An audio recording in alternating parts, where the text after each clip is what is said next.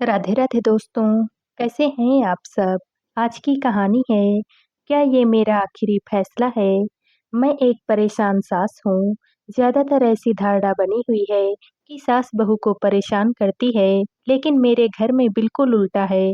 मैं यह नहीं कहती कि कोई भी सास बहू को परेशान नहीं करती है, पर कहीं-कहीं बहू भी बहुत चालाकियाँ दिखाती है और सास का जीना मुश्किल करके रखती है। मेरी बहू भी उनमें से ही एक है। मेरे घर में किसी तरह की कोई भी कमी नहीं है। हर काम के लिए नौकर लगे हुए हैं, लेकिन नौकर वक्त पर आते हैं और वक्त पर अपना काम करके चले जाते हैं। उसके बाद भी घर में बहुत से काम होते हैं, जो कि खुद से ही करने पड़ते हैं। लेकिन मेरी बहू इतनी चालाक और कामचोर है कि वह कभी भी कोई भी काम नहीं करती है। बस नाश्ता पानी करके अपने कमरे में चली जाती है और फिर सीधा दोपहर का खाना खाने के लिए बाहर निकलती है और फिर दोपहर का खाना खाकर अपने कमरे में फिर से चली जाती है और सीधा रात का खाना खाने के लिए अपने कमरे से बाहर निकलती है। बीच में कई बार चाय पानी वगैरह बनाना पड़ता है। कोई आ जाए तो उसके लिए कुछ नाश्ता पानी का इंतजाम भी करना पड़ता है। यह सब कुछ पहले मैं भी करती थी और अभी भी मैं ही करती हूँ। बाकी खाना तक बनाने के लिए मेरे घर में कुक है। हाँ, लेकिन मेरी बहू के मायके से अगर कोई भी आ जाए, तो उसके पैरों में अजीब-सी फुर्ती आ जाती है और वह दौड़-दौड़ कर सारे घर के काम करने लगती है कि कहीं कोई भी कमी ना रह जाए।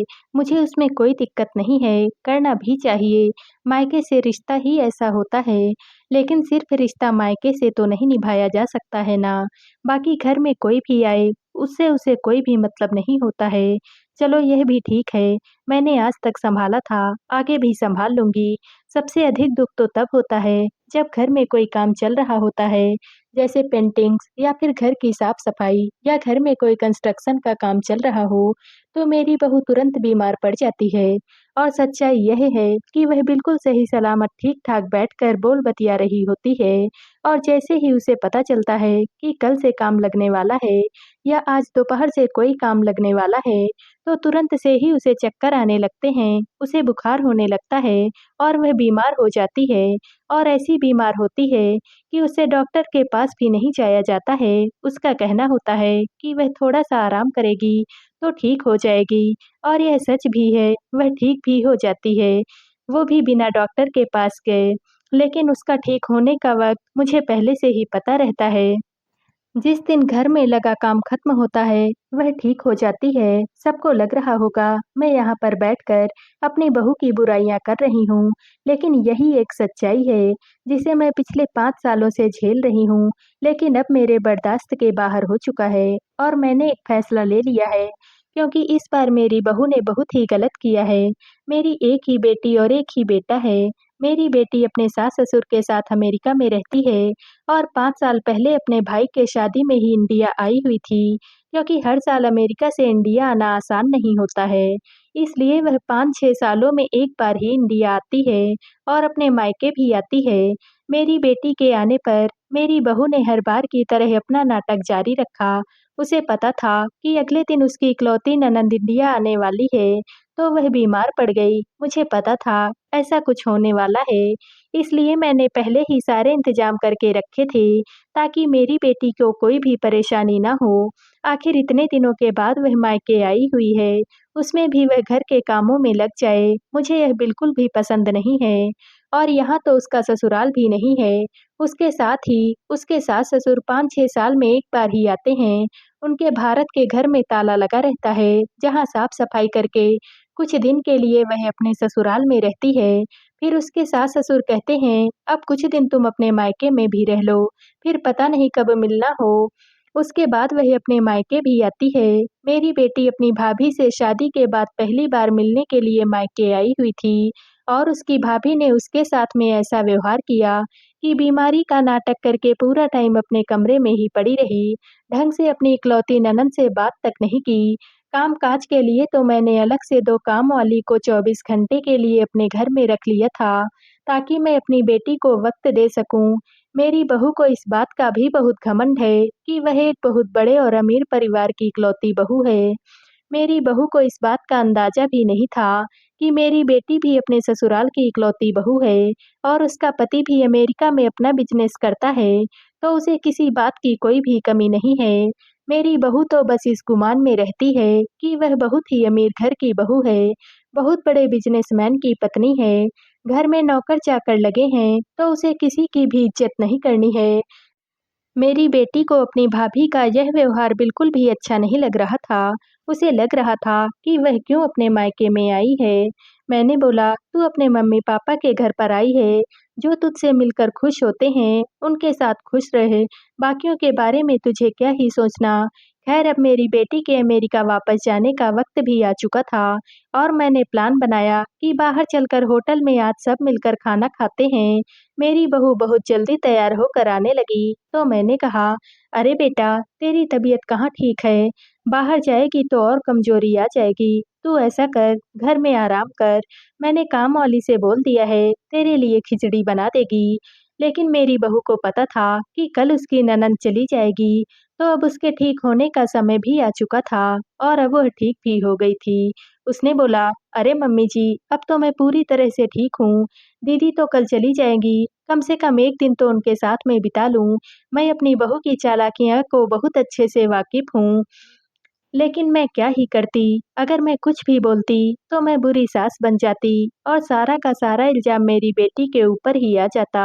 वैसे मेरी बहू का मुख्य उद्देश्य तो यह था कि वह मुझ पर नज़र रख सके कि मैं अपनी बेटी के लिए मार्केट से क्या-क्या गिफ्ट खरीदूँगी, क्योंकि आखिर वह अब इस घर की मालकिन खुद को जो समझती थी, तो उसके हिसाब से ही तो मुझे चलना था। खाना खाकर हम लोग पास के ही ज्वेलरी शोरूम में चले गए। वहाँ मैं अपनी बेटी के लिए कान के झुमके लेने लगी और अपनी नतनी के लिए भी एक छोटे-छोटे इयररिंग्स और नाती के लिए गोल्ड चेन देखने लगी। तो मेरी बहू का कहना था, "क्या मम्मी, आजकल सोना कौन पहनता है?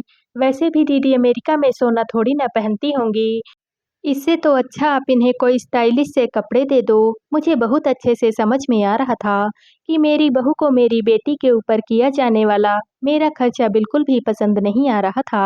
मैंने बोला, "तू चिंता मत कर बहू, इतने सालों के बाद तो मेरी बेटी आती है, कपड़े तो मैं उसे दूँगी ही, उसके अलावा कुछ नेक देना तो बनता ही है ना, आखिर माँ हूँ मैं उसकी, इतना हक तो उसका भी है।" बहू को समझ में आ गया कि अब वह ज़्यादा कुछ भी नहीं बोल पाएगी और वह गंदे-गंदे मुँह बनाने लगी। फिर उसने खुद के लिए भी एक इयररिंग्स पसंद कर लिए, लेकिन मैंने बोला, "नहीं बेटा, अभी मैं अपनी बेटी के लिए शॉपिंग करने आई हुई हूँ। तू तो हमेशा मेरे पास में ही रहती है, तुझे तो मैं देती ही रहती हूँ, बेटी को तो कभी-कभार ही देने का मौका मिलता है।"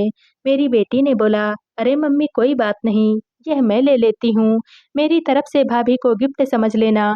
मैंने बोला, "नहीं बेटा, तुझे यहाँ से ये सब करने की कोई भी ज़रूरत नहीं है। मायके से बेटियों को दिया जाता है, ना कि बेटियों से लिया जाता है। क्या मम्मी, दीदी मुझे गिफ्ट देना चाहती हैं और आप मना कर रही हैं?" मैंने भी तुरंत जवाब दिया, "बेटा गिफ्ट सिर्फ लिया नहीं जाता, दिया भी जाता है। दीदी तो तुम्हें गोल्ड के इयररिंग गिफ्ट कर देंगी, पर तुमने तो दीदी को एक दिन अपने हाथों से चाय तक बनाकर नहीं पिलाई है। गिफ्ट तो बहुत दूर की बात है, तुम्हारे छोटे-छोटे भांजे और भांजी आए हुए हैं, तुमने उनके लिए एक खिलौना तक नहीं खरीदा है, जबकि तुम्हारी ननद तो अपनी भाभी और उसके बच्चे के लिए बहुत ढेर सारे और महँगे-महँगे तोहफ़े लेकर आई थी और कल वह चली भी जाएँगी, लेकिन तुमने एक बार भी नहीं सोचा कि अपनी ननद और अपने भांजे-भांजी के लिए कुछ खाने की चीज़ ही बना दूँ या कोई खिलौने ही खरीद लूँ या दीदी को कोई कपड़ा ही खरीद कर के दे दूँ। रिश्ता एक तरफ़ा नहीं, दो तरफ़ा निभाया जाता है।" यह सब कुछ सुनकर मेरी बहू का मुँह बन गया था और वह पूरे वक़्त मुँह फुलाकर बैठी रही। मेरी बेटी को लग रहा था, उसकी वजह से सास-बहू के बीच में खटास आ गई है। वह अफ़सोस कर रही थी कि वह क्यों मायके आई। मैंने बोला, "तुझे चिंता करने की कोई भी ज़रूरत नहीं है, तू मेरी बेटी है, तेरा हक है, कौन-सा तू रोज़-रोज़ मायके आती है। अगर तेरे 5 साल में एक बार भी मायके आने पर किसी को कष्ट होता है, तो उसे होता रहे, मुझे कोई भी फ़र्क नहीं पड़ता है।" खैर मेरी बेटी अगले दिन वापस लौट गई।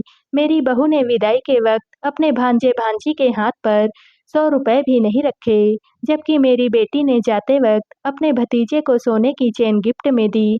आज मेरा दिल पूरी तरह से टूट चुका है और मैंने एक फ़ैसला कर लिया है कि मेरे बेटा-बहू अब अपना अलग घर लेकर रहेंगे और अपने सारे काम खुद करेंगे। यह घर मेरा है, इस घर के मालिक मैं और मेरे पति हैं।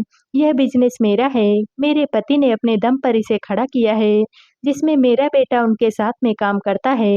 वह चाहे तो उसे हम अपना बिज़नेस खड़ा करने के लिए पैसे दे सकते हैं या चाहे तो बिज़नेस में साथ में काम कर सकता है और सैलरी के रूप में कुछ पैसे भी ले सकता है, जैसी उन दोनों की मर्ज़ी। लेकिन अब हमारा साथ में रहना संभव नहीं है। मैं अपनी बहू के रोज़-रोज़ के नाटक से परेशान हो चुकी हूँ। जब इस बुढ़ापे में भी मुझे अपने हाथ चला के सारे काम खुद ही करने होते हैं, तो क्या ही फ़ायदा है बहू के घर में रहने से। मुझे बहुत अच्छे से समझ में आ चुका है कि बुढ़ापे में भी हमारे बेटा-बहू हमारी कोई भी सेवा नहीं करने वाले हैं, बल्कि हमें नौकरों के भरोसे ही बुढ़ापा काटना पड़ेगा। तो फिर मैं क्यों फालतू में बेटे-बहू के मोह में उनकी खातिरदारी करती रहूँ, जो कि मेरी बेटी को 1 हफ्ते के लिए मायके में भी बर्दाश्त नहीं कर सकती। मैंने अपना फैसला अपने बेटे-बहू को सुना दिया है, जिस पर मेरी बहू ने मेरी बेटी के ऊपर एक और इल्ज़ाम लगा दिया कि मेरी बेटी मुझे भड़का कर गई है, जबकि मेरी बेटी जब तक मायके में रही, मुझे समझाती रही, "जाने दो मम्मी, तुम समझौते करके रहो। तुम्हें तो अपने बेटे-बहू के साथ में ही रहना है, मैं कौन-सा तुम्हारे पास में रहती हूँ कि कुछ ऊँच-नीच होने पर तुम्हारे पास आ जाऊँगी।" लेकिन मेरी बहू की अकड़ ने आज मुझे यह कड़ा फैसला लेने के लिए मजबूर कर दिया। मेरी बहू अभी भी अपने गुमान में ही जी रही है कि मेरे बोलने से क्या होता है। वह इस घर की मालकिन बनकर इसी घर में रहेगी, क्योंकि वह ब्याह कर इस घर की बहू बनकर आई है। पर उसे नहीं पता, इस सारी संपत्ति की मालकिन मैं हूँ। यह घर और मेरे पति का शोरूम दोनों मेरे ही नाम पर हैं और मैं चाहूँ तो उसे धक्के मारकर इस घर से बाहर भी निकाल सकती हूँ, पर मैं ऐसा कुछ भी नहीं करूँगी। लेकिन हाँ, अब मैं उसके साथ में नहीं रह सकती हूँ, क्योंकि उसने सारी हदें ही पार कर दी हैं। इसके लिए मुझे कोर्ट कचहरी दौड़ना पड़े तो मैं उसके लिए भी तैयार हूँ, क्योंकि मुझे पता है उसकी जो सोच है वह ज़रूर मेरे ऊपर कोई ना कोई झूठा इल्ज़ाम लगाएगी। लेकिन मुझे इसकी कोई भी चिंता नहीं है, क्योंकि मेरे घर में काफ़ी नौकर-चाकर हैं, तो इसलिए मेरे घर के कोने-कोने में सीसीटीवी कैमरा विथ माइक्रोफ़ोन लगा हुआ है। मेरे पास में हर एक बात के पक्के सबूत भी हैं कि मैं कभी कुछ भी गलत अपनी बहू के साथ में नहीं किया है। तो मैं हर स्थिति के लिए तैयार हूँ, लेकिन अब मैं इस औरत के साथ अपने घर में नहीं रह सकती हूँ और यह मेरा आखिरी फैसला है। तो दोस्तों, आप सबको यह कहानी कैसी लगी? कमेंट करके ज़रूर बताइएगा और वीडियो को लाइक व शेयर कीजिएगा। दोस्तों, अगर आप इस चैनल पर नए हैं और अब तक आपने हमारे चैनल को सब्सक्राइब नहीं किया है, तो प्लीज़ और कहानियों से जुड़ने के लिए हमारे चैनल को सब्सक्राइब कर लीजिएगा। कल मिलते हैं एक और नई कहानी के साथ। आप सभी का बहुत-बहुत धन्यवाद।